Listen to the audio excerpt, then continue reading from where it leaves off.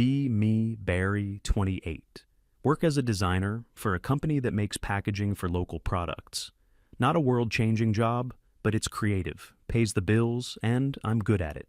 Live a pretty normal life. Got my own place, a few good friends, a car that runs most of the time.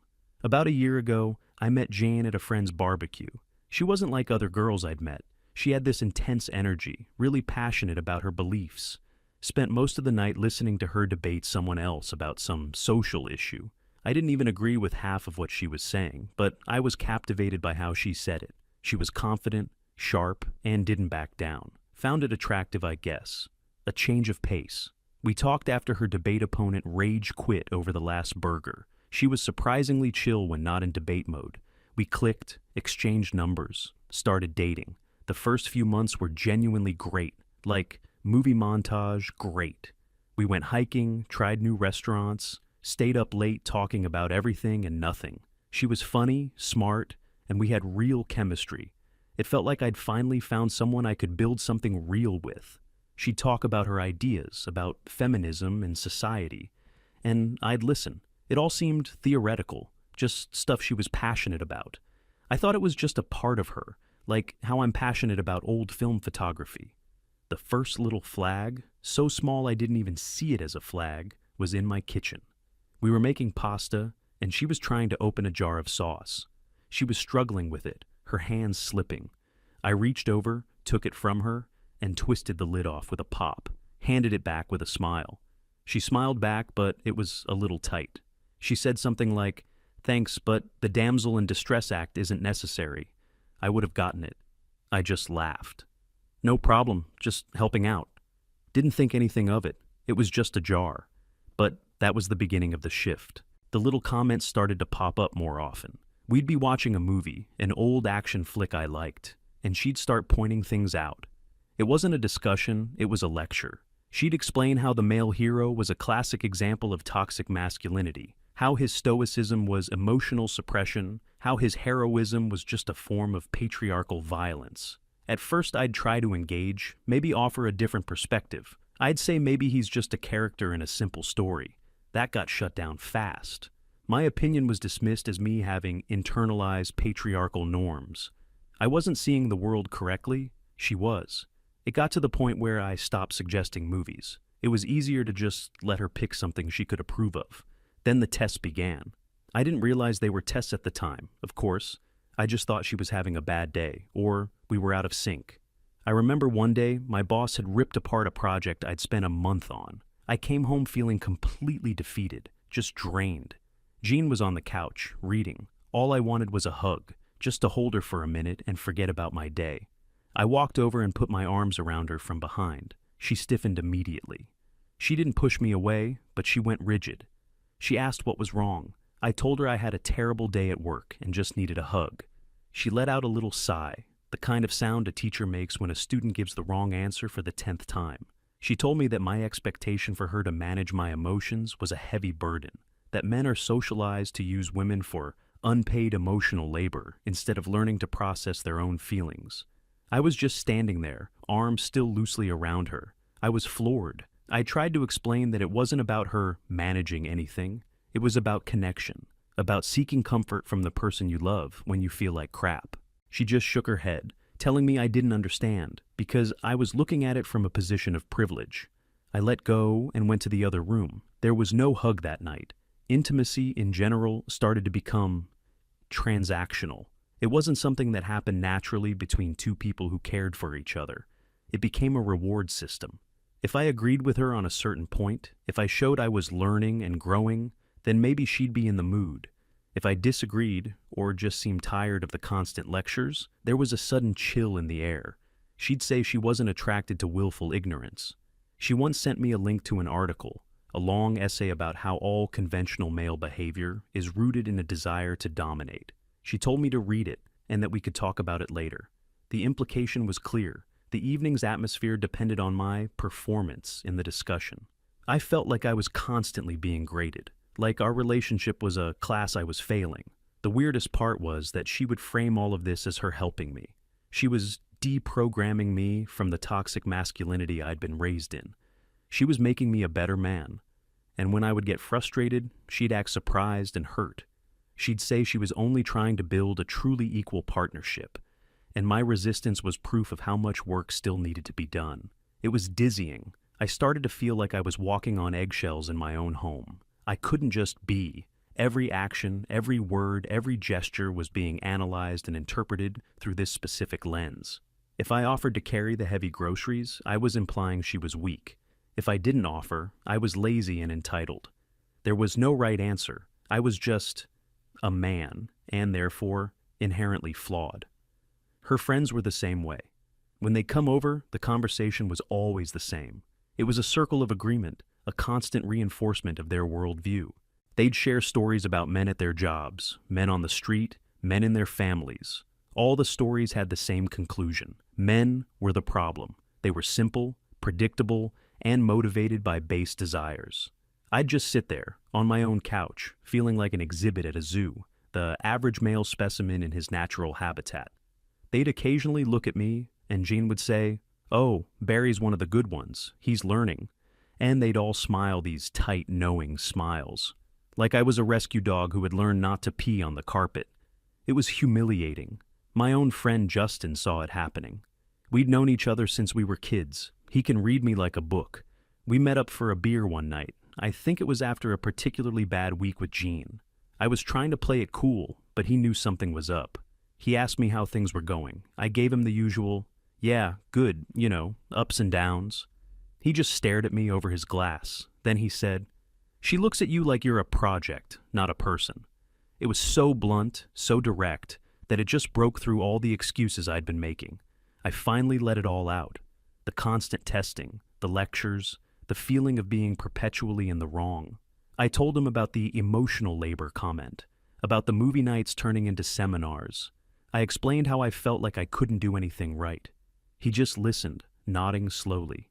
He didn't interrupt. When I was done, he was quiet for a minute. He took a drink of his beer. Then he looked me right in the eye. He told me that it wasn't my fault. He said that Jean didn't seem to be in a relationship with me, Barry. She was in a relationship with an idea she had in her head, an idea of man. And her goal wasn't to love me, it was to fix this abstract idea. He said, "She's so convinced she knows what all men want that she's forgotten to ask what you want. Or maybe she just doesn't care." Every word he said felt like a key turning in a lock I didn't even know was there. He wasn't being malicious. He wasn't saying dump her. He was just describing what he saw, and it was the truth. I was a stand-in for her theories, a lab rat for her ideological experiments. My feelings, my personality, my actual self. None of it mattered as much as my role as the man in her relationship dynamic. I tried to defend her a little, out of habit. "She's just really passionate," I said weakly. Justin shook his head. "There's a difference between being passionate and being a zealot. Passionate people want to share what they love. Zealots want to convert you or burn you." That line stuck with me. I drove home that night feeling hollow. The anger and frustration I'd been feeling for months was still there, but now it was underneath a layer of profound sadness. He was right. She didn't see me. When I got back to my apartment, she was there. She'd made dinner, which was rare. She was smiling, acting like everything was perfect. She started telling me about her day, about some guy at her work who had mansplained a topic to her that she was an expert in. She was telling the story for laughs, expecting me to join in on the joke. I couldn't. I just listened, my mind replaying Justin's words over and over. "She doesn't see you." I looked at her, really looked at her, as she was talking, and I realized I wasn't her partner. I was her audience, her case study. Her main theory, the one she came back to again and again, was that men were fundamentally simple. She believed, truly believed, that at the end of the day, all men were driven by one primitive physical desire. Everything else, ambition, love, creativity, kindness, was just window dressing for this one basic urge. She'd say it in different ways. Sometimes it was a joke. Men are just houseplants you have to have sex with. Other times it was more serious, a deep sigh as she talked about the male libido, as if it were a wild animal that needed to be managed. This belief was the foundation of her power in the relationship, because if that one thing was all I truly wanted, then she was the one who controlled it. She could grant it or withhold it. It was her ultimate tool for control, for ensuring I behaved, for making sure I kept learning. And I had let her believe it. I had played along, trying to be a good boyfriend, trying to navigate her impossible rules to get back to the good times we used to have. But sitting there, listening to her talk, I realized those good times were gone. They had been replaced by this performance, this constant draining test of my worthiness. That night, something inside me didn't break. It just went quiet. The part of me that was trying so hard, that was constantly seeking her approval, that was hoping to get the old Jean back, it just gave up. It was a quiet surrender. I decided to stop playing the game, not in an angry, confrontational way. I wasn't going to have a big fight. I was just going to stop. I was going to stop trying. I was going to see what would happen if her theories were put to the ultimate test. What happens when the lab rat stops running the maze for the cheese? I finished my dinner, told her it was good, and went to bed. I didn't try to kiss her goodnight. I didn't reach for her hand. I just turned over and closed my eyes. The experiment had begun. I didn't know it yet, but this was the beginning of the end. And I was about to find out that a theory is a very fragile thing when it crashes into reality. She thought she had me all figured out. She thought she knew exactly what I wanted. She was about to find out how wrong she was. The quiet was my only weapon, and it was going to be more effective than any argument I could ever make. The next morning, the dynamic was already different. I got up, made my own coffee, and got ready for work. I was polite, I was civil, but I was distant, like a polite roommate. I didn't ask her about her day ahead. I didn't kiss her goodbye at the door. I just said, "Have a good day," and left.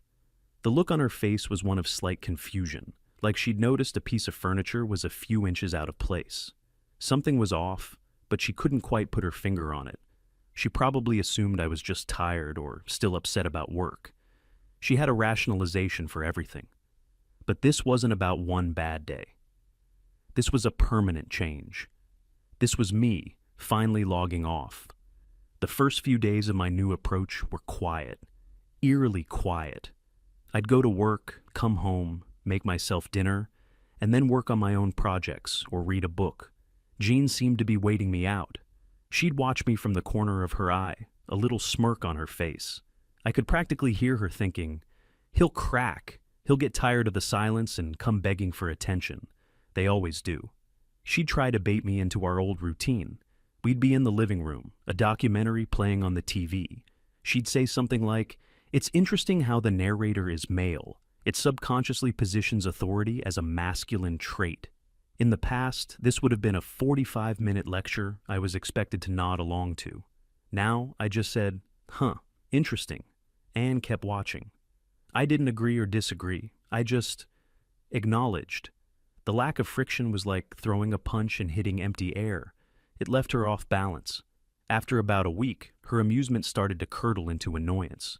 The little smirks were gone, replaced by a permanent frown line between her eyebrows.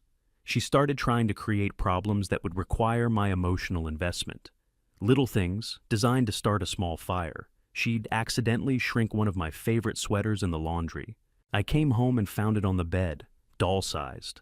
I looked at it, looked at her as she stood in the doorway with a fake innocent expression. I knew this was a test. She was waiting for me to get angry, to give her something to work with. I just folded the tiny sweater, put it in the donation pile, and said, "It's okay. Accidents happen." I didn't raise my voice. I didn't get upset. Her face fell. A flicker of genuine frustration. This wasn't the reaction she wanted.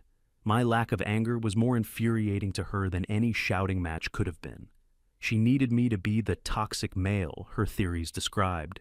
She needed me to be emotional, irrational, predictable.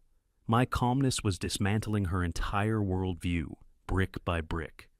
The apartment started to feel like a pressure cooker. The silence wasn't empty. It was heavy with everything that wasn't being said. She stopped trying to start intellectual debates and moved on to more direct provocations. She started criticizing me, my habits, my hobbies, my friends. One evening, I was cleaning the lenses for my old film camera. It's a hobby I love. It's peaceful, methodical. She watched me for a few minutes, then said, "Photography is just an extension of the male gaze, you know, capturing and possessing an image. It's inherently an act of control." The old me would have defended myself, explained what the hobby meant to me. The new me just kept wiping the lens. I said, "You can see it that way if you want." Her eyes narrowed. "What other way is there to see it?" I shrugged. "I just like the way the pictures look." It was a simple, honest answer, and it completely disarmed her argument. She couldn't debate, "I like it." It wasn't a political statement, it was a personal feeling. And she had no framework for dealing with my actual personal feelings, only the ones she assumed I should have. Her next tactic was to try and make me jealous. She'd start talking about a guy at her office, Mark. She'd bring him up constantly. How smart Mark was, how funny Mark was, how Mark really understood the complexities of modern social dynamics. She'd tell stories where he was the hero. Mark totally shut down this other guy in a meeting today. It was amazing. He used a perfect feminist critique of his proposal. I'd just nod. Sounds like a smart guy. There was no jealousy, no suspicion, no anger, because I genuinely didn't care. It was like watching a play. The actors were trying very hard, but I knew the story wasn't real. I was no longer a participant. I was just in the audience. Her frustration was becoming palpable. She started making more noise, taking up more space. She'd have long, loud phone calls with her friends in the living room, clearly performing for my benefit. The conversations were always the same. She'd complain about my behavior, but in her specific jargon. "He's completely withdrawn. It's like a textbook case of weaponized incompetence and emotional stonewalling. He's trying to punish me for holding him accountable." I'd be in the other room, hearing every word. It didn't even hurt anymore. It was just data. More proof that Justin was right. She didn't see me. She saw a textbook case, a series of symptoms to be diagnosed. Her friends would, of course, agree with her completely. I'd hear them through the phone, their voices blending into a chorus of validation. "You're so strong for dealing with that." That's what they do when they feel their privilege is threatened. "He'll come crawling back. They can't survive without a woman to take care of them." It was all based on one core assumption, that I was desperate for something only she could provide, that my life would crumble without her approval, her attention, her intimacy. They couldn't conceive of a reality where I was simply okay, a reality where I was happier in the quiet than I had been in the noise of her constant judgment. The atmosphere grew colder. We were living parallel lives in a 600-square-foot space. We'd pass each other in the hallway without making eye contact. We ate at different times. We went to bed at different times. The only communication we had was about logistics. "The rent is due tomorrow," or "the trash needs to go out." It was functional, but completely devoid of life. One night, I came home and she was dressed up.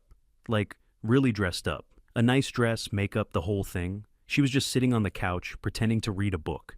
It was so obvious what she was doing. She was trying to get a reaction, a compliment, anything. I walked in, put my keys down. I said, "Hey." She looked up, a hopeful glint in her eyes. I went to the kitchen, got a glass of water, and went to my room to change. I didn't say a word about her dress. I heard a sharp exhale from the living room, a sound of pure frustration. Later that evening, she confronted me. It was the first real confrontation since my shutdown. She stood in the doorway of my room, arms crossed. Her face was a mask of anger and confusion. "What is your problem, Barry?" she demanded. Her voice was shaking slightly. "I don't have a problem," I said calmly, not looking up from my book. This is the problem. This whole silent act. It's childish. It's manipulative. It's a form of emotional abuse, you know." I finally looked up at her.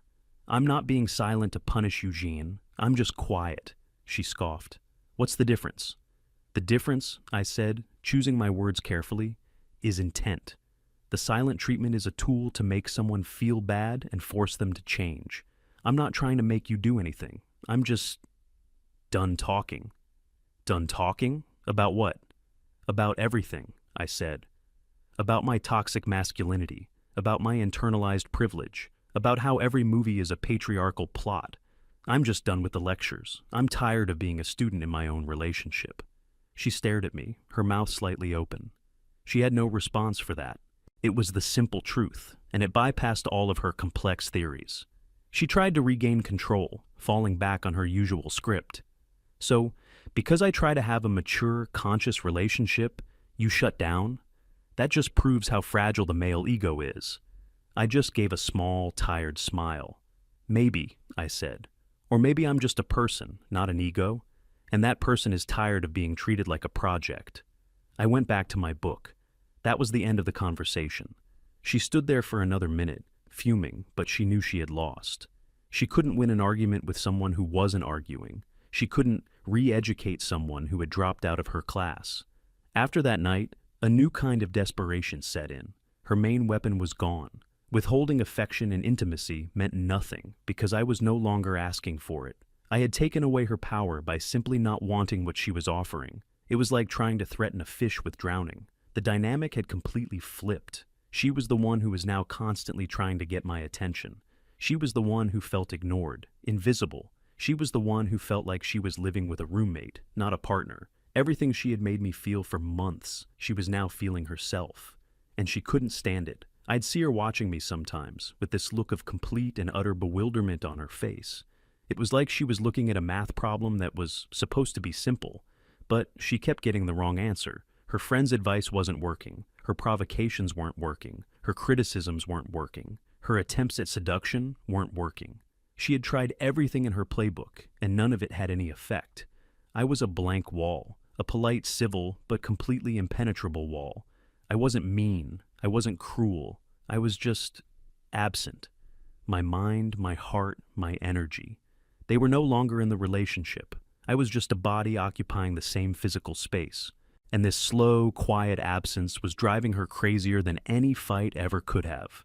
She had spent our entire relationship telling me that men only wanted one thing. It was her mantra, her gospel, the central pillar of her entire belief system about men and women. She had used it as a threat, as a promise, as a tool of manipulation. She had built her throne on that idea. Now, the throne was crumbling because the one man in her life, the one she was so sure she had figured out, was showing zero interest in that one thing. It broke her brain. If her core premise was wrong, then everything else was wrong too. Her understanding of me, her understanding of men, her understanding of power. It was all built on a foundation of sand, and the tide was coming in. She was about to make one last desperate move, a final all-or-nothing bet to prove her theory, to herself more than to me. She was going to offer me the ultimate prize, the one thing she was convinced I couldn't refuse. She was about to learn a lesson that no article or theory could ever teach her, the lesson that when you treat a person like an object for long enough, they eventually stop wanting the person who is treating them that way. It wasn't about the one thing, it was about everything. And everything was already broken. She just didn't know it yet. But she would, very soon. The final act started on a random weeknight. I don't remember the day, maybe a Tuesday or Wednesday. It was dark outside. I had gotten home from work, eaten a sandwich, and was in my room sketching out some design ideas for a personal project. It was quiet in the apartment. Too quiet. For the past few weeks, Jean had been almost manic, a bundle of nervous energy. Loud phone calls, slamming cabinets, heavy sighs. But tonight, there was nothing. Just silence. I should have known something was up. Around 9 p.m., my bedroom door opened. I looked up from my sketchbook. It was Jean, but not the Jean I had been living with for the past month. She had done her hair, put on makeup. She was wearing a silk robe that I hadn't seen in a long time. She was holding 2 glasses of wine. She didn't say anything at first. She just stood in the doorway, giving me a look that was meant to be seductive. It was a performance, a carefully calculated move.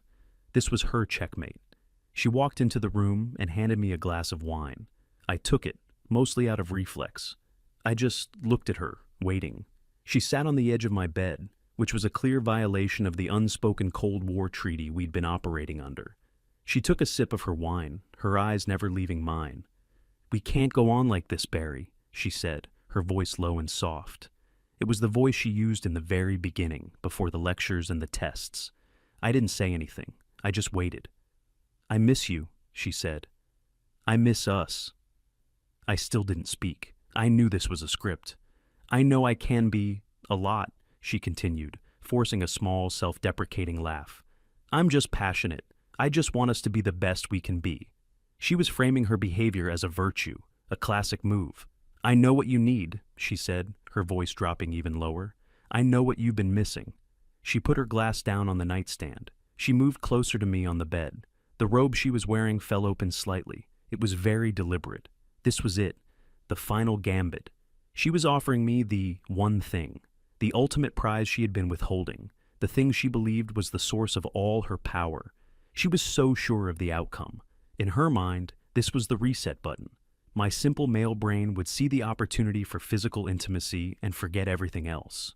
All the lectures, the insults, the tests, they would all be washed away. I would become the predictable, simple creature from her theories, and the power dynamic would snap back into place. She would be in control again.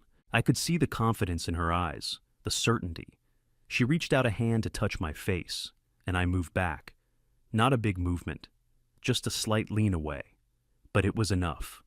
Her hand stopped in midair. The confident smile on her face wavered. I looked at her, not with anger or resentment, but with a kind of weary finality. I took a sip of my wine. Then I put the glass down on the floor, next to my chair, and I said, "No, thank you." 2 words, just, "No, thank you." I said it in the same tone I would use if a server offered me coffee I didn't want. Polite, calm, and completely, utterly final.